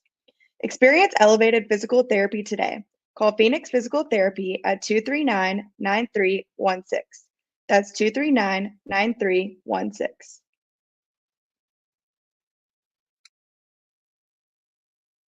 Okay, a couple of, about 27 minutes past the hour here on this Tuesday. Mal, I knew I'd hear from you today, Mal. Still waiting to hear from Robbie from Greenville. Mal says, John, sorry, but our router wasn't working this morning, and I missed seeing last night's scores. How'd the Braves do? Yeah. He saw it. He heard it. As a matter of fact, John was tapping on the screen saying, hey, can we get the program started a little early today? Yeah, the Braves have lost 5 in a row. It's true that Michael, except for Michael Harris's 8th inning home run last night in an abysmal 6-1 loss to the Dodgers, the Braves had not scored, put a run across in 29 straight innings. Yeah. That's 3 full games and then 2 full innings where nobody scored. No. And the Braves lose again. The Braves go to they lose 6-1. They are now, they're 0-5. Yeah. And they play the defending World Series champion Dodgers again tonight, but Barry's they scored last night. Barry said earlier he's not looking for a Braves win tonight either. We will we'll see, Mal. But Mal, these are good times. I feel you, brother. I'm feeling you. Hey, Tobias, love the chats, my man, all the way from the deserts of Arizona. Tobias checking in early this morning. We appreciate that, Tobias. Good stuff as always. All right, so I guess we better go ahead. With all the giddiness, Barry, I guess we better go ahead and tell you how the Phantom's Daily Dog did yesterday. Yeah, right. We had the Rockets.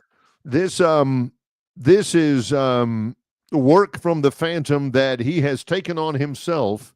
Yeah. Because people just couldn't get enough of him once a week. And so the Phantom comes up with a Dog of the Day. Dog of the Day. The Phantom's Daily Dog. Yesterday, there wasn't a lot to choose from. True. But that's never an excuse. It's never an excuse. Yeah. Hey, there's action every day. I promise you. So we're going at it. So not only was it a bad night for the Braves in Southern California, in Los Angeles last night, it was a bad night for the Houston Rockets as well. They were catching 5.5, but 104.98 just doesn't add up. Doesn't add up. No, that's 6. That's 104.98 is just not going to cut it for us because we were catching 5.5. Right. 5.5. 104.98, not going to do it. So we missed it by that 6 much. But in gambling, there is no that much. There's no. I remember an old Johnny Carson bit where he was talking about Preparation H. And they used to have an old Preparation H commercial where the guy was saying, Preparation H is clinically proven to shrink hemorrhoidal tissue this much.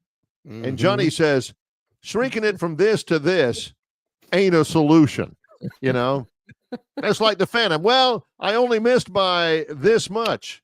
Doesn't work. Well, you missed by this much, or you missed by this much. You still missed. You still miss. Well, Barry, Yes. we're moving on. We're not harping yeah. on a.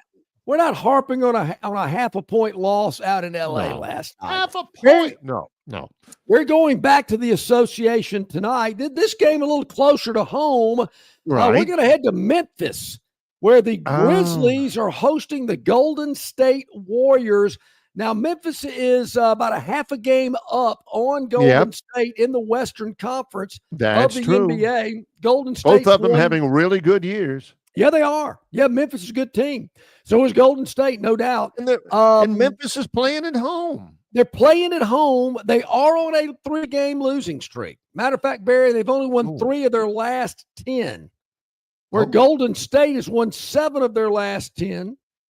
But Golden State on the road at Memphis tonight, and Memphis is catching 5.5 at home.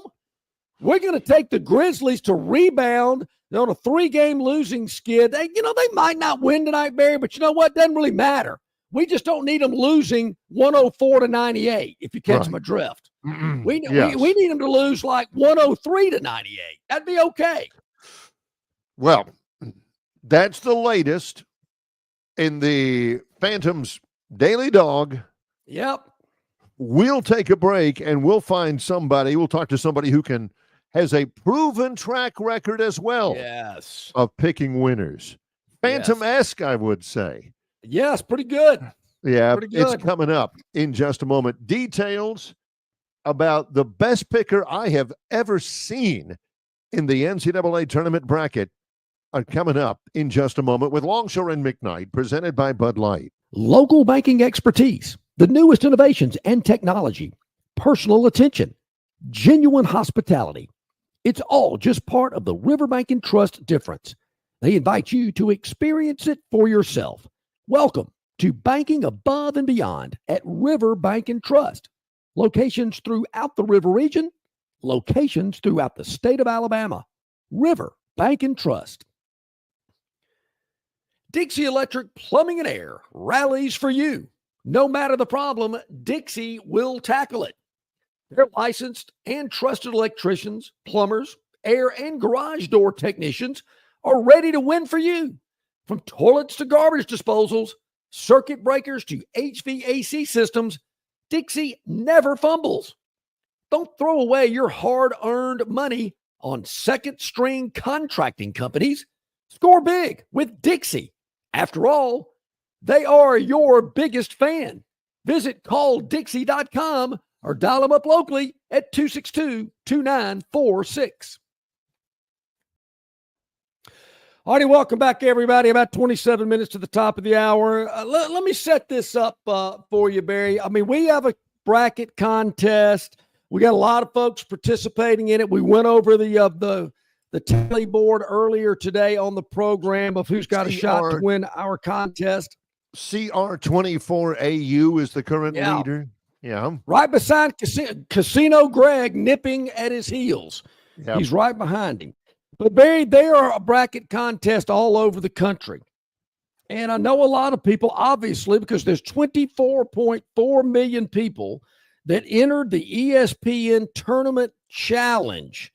And you see it all over ESPN. They promote it, and people from all over the country get in on it. Probably, I would say, ESPN's Tournament Challenge probably has more entries than any other bracket contest.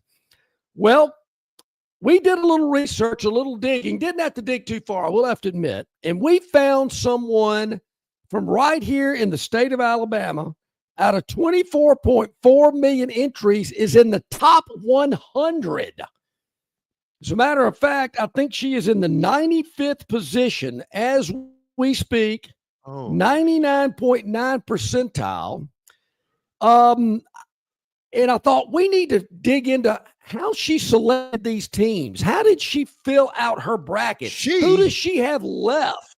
Yes. Guys, I love it. Love it. We have had a history on our bracket contest that the ladies are always, well, they're smarter than us anyway, but especially in something like this. So I will introduce to you and our viewing and listening audience, Mrs. Lucy Vogel, formerly Lucy Longshore. My daughter, who is joining us here today, Barry, is in 95th position out of 24.4 million. Lucy, thank you for being up with Barry and myself this morning. It's good to see you. I love you. You're great. Long-time listener, first-time caller. I'm happy to be here. I hope she's a long-time listener. All right. Do you have a history of this, Lucy, where you know, you're schooling Dad all these times on all these brackets, and he'll ask you about this, and you'll say, no, don't play that one? I mean, has this been a thing for you? Have you always been good at this? Oh, no. I remember the first bracket I made was COVID year, and me and Dad and a couple of us, we were down at the beach. My bracket was probably 10th last percentile. It was horrible. And so then I kind of started doing it each year, and I got a little bit of tips. I figured out you got to get some upsets in there. So I threw some upsets in there this year. I was looking at it this morning. In the round of 64, I had 4 losses. In the round of 32, I had 1 loss. Since then, I've been perfect. That's the way to do it, John. You've got to, you can have the upsets all you want, I guess, at the beginning and everything, but at the end, it's usually the tried and true that come through, right? Oh, yeah. That's what I got lucky this year. I picked all 1 seeds to be in the Final Four. So I think it was a lucky bracket. So she tipped me off on this over the weekend, and I'm kind of going, wow, this is pretty impressive. So she sends me screenshots of where she is, on the contest and who she's got coming up and this, that, and the other.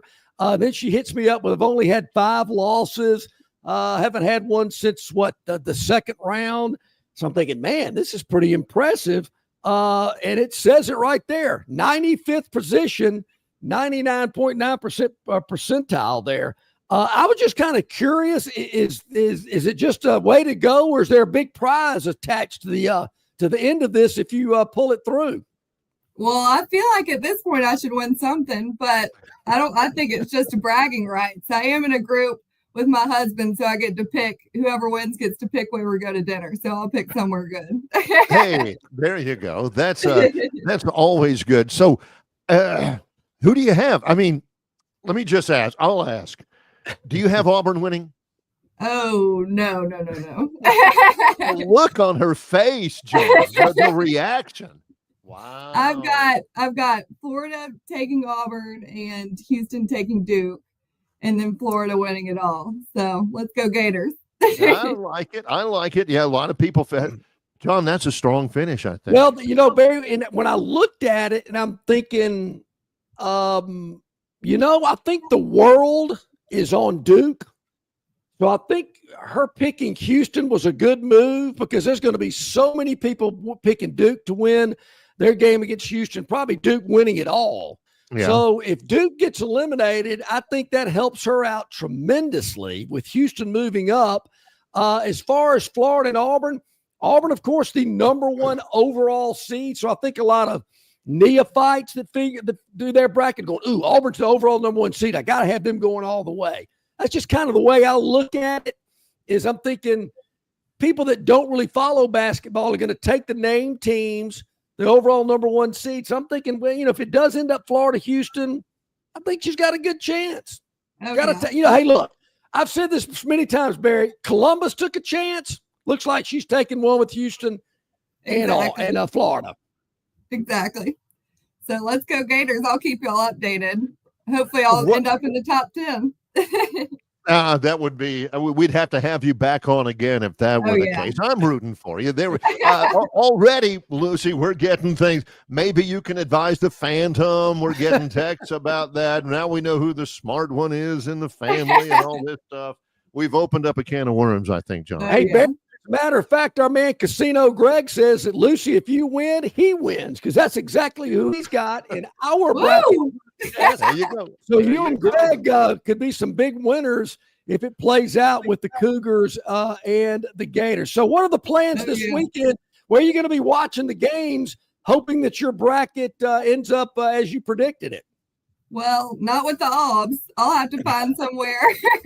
I'll have to find somewhere else to go. We'll see. Does the phrase "the nut doesn't fall from the tree" resonate with anybody out there at all? Any of you? Yeah. It's always. We appreciate you being a long-time listener, even if sometimes it might have been under duress. Lucy, we appreciate you very much. Of course. Hey, honey, thank you so much for getting up with us today. So it was great having you on with us, and man, we're rooting for you. Absolutely. Proud of you. Good job. Woo! There Bye. you go. See you later. So I got to tell you, that one surprised me, Barry. When she called me this weekend or texted me, said, "Dad, look at this." And I went, I'm not sure she's reading this correctly. Let me dig into this a little bit. And lo and behold, I went, man, in the top 100. I mean, I'd have been bragging if I was in the top 1 million out of 24, top 100. Holy smokes. I'm not against throwing a softball question up there to some of our guests every once in a while. Sometimes makes them feel a little bit more at ease and they give a confident answer. Sometimes they surprise me. The softball question came from John. Honey, where are you watching the games this month? Not with the Aubs. I think we kind of knew that already, and that genetics being what they are. But yeah. Yeah. What can you say? That one kind of surprised me. I just thought I'd give her a little shout out on the show today. Okay. We have a chance now for a few of the Gurn Jr. Victoryland 777 topic wheel. I want to throw something out there, see how it strikes you. Okay. From our friends in Conway, South Carolina, the home of the Coastal Carolina Chanticleers of the Sun Belt Conference, where they play football in the fall at Brooks Stadium, which seats about 24,000. Okay. They have unveiled a plan at Coastal Carolina where home football fans at their home games this fall will get free concessions. You're able to, here's the deal. You'll get 4 items per visit. Hot dogs, nachos, popcorn, fountain drinks. No liquor or anything like that. Hot dogs, nachos, popcorns, fountain drinks. You can get 4 of those items per visit with no limit on your in-game visits. Okay. And the only thing you've got to do is you've got to scan your Coastal Carolina Athletics app every time you do it. Maybe, they want to bump up their fan data or their app downloads or something like that. But yeah, I mean, you can't go in there and get the bison dog, or you can't go in there and get the humongous ice cream, but you can go as often as you want. Hot dogs, nachos, popcorn, fountain drinks, and they'll feed you the whole time. You ain't got to pay nothing. Barry, how do they do that? I don't know. I understand. They're building that into some other expense that you've got to make at Coastal Carolina, I would imagine. I would hope. It kind of reminds me of the meal plan at Disney World. When I would take Lucy and the kids to Disney, we'd always get the meal plan. Yeah. Depending on what meal plan you got like, a lunch, and then you got a snack in the afternoon, and you got dinner that night. there was a meal plan that did include alcoholic beverages, and Dad would say, look, if I'm going to chase this mouse around for a couple of days, I got to be able to grab a few brews in the afternoon. It's stone cold sober. Yeah. But, that's an interesting idea. But, I mean, are they absorbing I don't know if you cost? realize I mean, is Coastal Carolina absorbing that cost? I don't see. I don't know how it works, but you got to Yeah. figure. Here's an inside thing that you, the viewers and listeners, who are bound to be smart anyway, just because you're with us, probably know. But the markup on that stuff, is incredible. Sure. How much do you think it really costs in terms of materials to churn out a hot dog? You know, You ever seen how a hot dog's nachos. made? No, I don't want to see how a hot dog is made. I'll never eat another one again. So they're making an incredible profit margin on concessions anyway, right? On the basics. So when it's not costing them too much more, what they want you to do is, take that and say, hey, if we get free concessions, I may buy 2 more season tickets. That's where John is asking about them building the cost into it, building the cost in something like there. Now, Coastal Carolina has taken some chances. Back in October, they announced that all basketball season ticket holders would get a full refund if their teams won a combined 35 regular season games, the women's and men's basketball. Okay. If they won at least 35 between them, everybody would get a full refund of their season ticket price. I don't know how many more season tickets they bought. The women's team was really good. They won 23. I called 2 games with the men's team, and they were atrocious. They won 10. So combined 35 regular season games, they won 33, and the fans had to pay full price. So they'll take some chances out there. I don't think that'll be the only school that'll ever try this concession deal. Not. Unlimited concessions just to scan your app. You may see that elsewhere. I would say. Well, I wonder. Yeah, and Barry, I wonder. I get it. I get that. I've said this about NASCAR forever. If you couldn't bring your own beer to the race, would people even go? And then they started selling beer at the race as well. But I wonder about alcoholic beverages. Could they have cheaper beer prices? Could they have cheaper liquor prices? Things like that to entice the older fan base to come. And I've told the story a million times about when I was in Tuscaloosa in the early 80s, there were bar wars. I mean, these bars would, it was unbelievable. I mean, 2 for 1s, 3 for 1s, 4 for 1s, 5 for 1s. I remember the first bar I walked into, I'm walking in the door, I'm thinking, wait a minute, how am I going to be able to hold 5 at the same time? I was so stupid naive, I didn't realize they put 5 shots in it. Of course, you had a cup about the size of a super big gulp at 7-Eleven to put that much in there, but yeah, there again, we were looking for the best deal. Who's got the best deal tonight? And maybe that's what some of these athletic departments are going to do. I don't think they're going to go 5 for 1. I don't even know if you can do that anymore. But certainly give the fans a little break. An incentive? Because I've told them, you go to an NFL game, a beer's $10. If not beers more. don't cost anywhere close to $10 to produce. Heck no. It's amazing. Well, that's it. When we come back, the Gurn Jr. Victoryland 777 topic wheel, 4 topics. You probably had 5, but I probably jumped around on Coastal Carolina.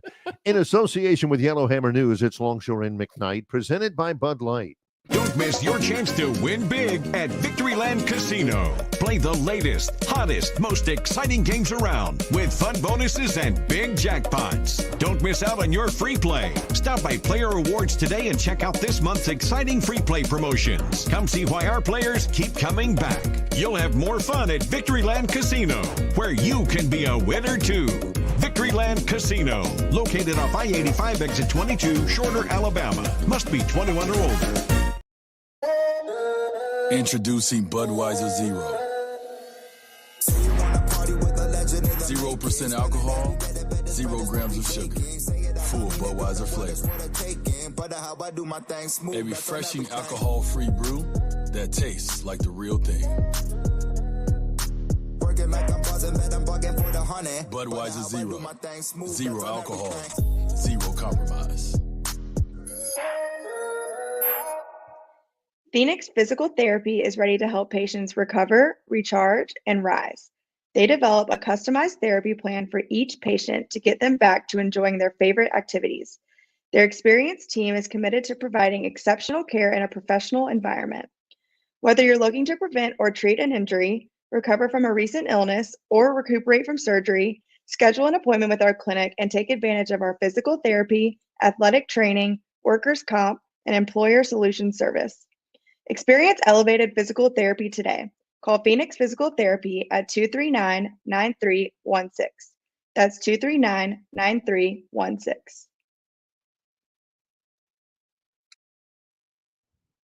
Welcome back in, everybody. Glad you're with us. About 10 minutes to the top of the hour. I will say this, Barry.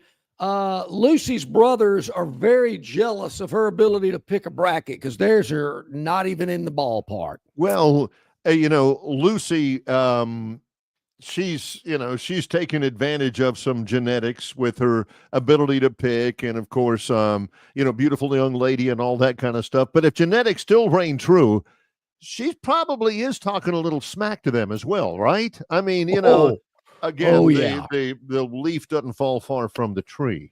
Rubbing it in just a little. Yeah. All right, I see the wheel, and Chris is ready. So let's spin the Victoryland 777 topic wheel on this Tuesday. See where it lands. Uh-oh. Pelicans. I hadn't even checked to see what happened last night. Let's see what this is all about. Ooh. Wait a minute. Is Zion even playing? Is Zion Williamson and C.J. McCollum will miss the remainder of the season due to respective injuries. McCollum was diagnosed with a right foot injury. Zion Williamson is just he don't want to play. That is something that whoever the media agency is for that has just right click, save as, and they'll just keep that. Zion for the New Orleans Pelicans, Zion Williamson will miss games because of a injury. They just trot that out and just change it up. I want to say, and maybe this is still the case, Barry, but at one point in time, he had actually missed more games than he played in. Yeah. For the Pelicans. I think that's still the truth. Yeah, I'm no kidding. I think I did see him. I know I did. I saw him play against the 76ers the night before Alabama played Kansas State in the Sugar Bowl. I saw him. The Pelicans play the 76ers. He played in that game, and C.J. McCollum, I believe it was that game, maybe set an NBA record or either a Pelicans record for the number of threes in a game. And this guy was filling it up. And I don't know a lot about where he played before. I don't know where he played in college, but the guy can play. But, man, they're so far out of it, it don't matter now. Well, it don't. They gotta hope they get the ball in the lottery so they can draft Cooper Flagg. Yeah, he played for Lehigh. Did C.J. McCollum, Lehigh in college, and he was really good in the tournament, I remember. Zion evidently fell during a recent game and had a lower backbone contusion. That means he bruised his tailbone. He was the first pick overall in 2019, and he has been incredibly injured. I mean, it's been a bust. He has been accused of, part of that being his fault. He's not exactly been a demon in the weight room. His conditioning has been brought into context. Do you remember, and this is all gossipy, do you remember that Mike Tyson-Jake Paul fight when Tyson's fighting when he's about 60 over in Vegas? Remember that ring girl who was all that, the Alabama graduate girl? Yeah, uh-huh. She has gotten, just gone, what do they say, viral on social media because she's very pretty and statuesque and all that stuff. Yeah. She revealed on social media that she got hit up in her DMs by Zion Williamson. Hey, girl. Yeah. Hit me up, Yeah. You ever down in New Orleans, look me up. Yeah. Zion probably not only is his body not into the game mentally, and his mind's not either. He's just not all there. He just doesn't care. I hate that, though. It'd be nice if the Pels could get something for him, move him to somewhere else, but I'm not sure anybody else wants him. Yeah, good luck. Okay, let's go. Man, these are some interesting topics here. If I'm reading upside down. All right, here we go. And it's going to land on, well, that's definitely not the Braves. Unless Torpedo bat. Torpedo bats. There is a guy. Yeah, there is a guy. He is a, I don't know, nuclear physicist, some sort of egghead,